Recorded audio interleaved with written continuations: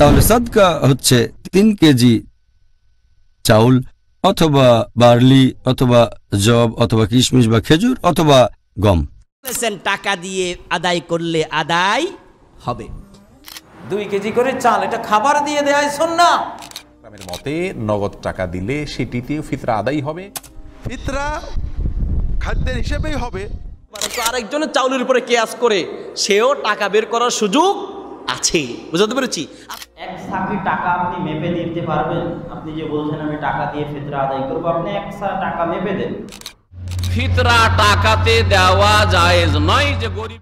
কিন্তু হানাফি মাযহাবে বলা হয়েছে যে না, খাদ্য দিলে তো আদায় হবে, পাশাপাশি এটার মূল্য দিয়ে দিলেও ইনশাআল্লাহ আদায় হয়ে যাবে। এবং ফিতরা কোনোদিনই টাকা দিয়ে আদায় হবে না। চালাইতেন আপনার তখন টাকা দিতে হবে, কি করবো? আপনার তো দায় মুক্ত হতে হবে। আর আল্লাহর নবী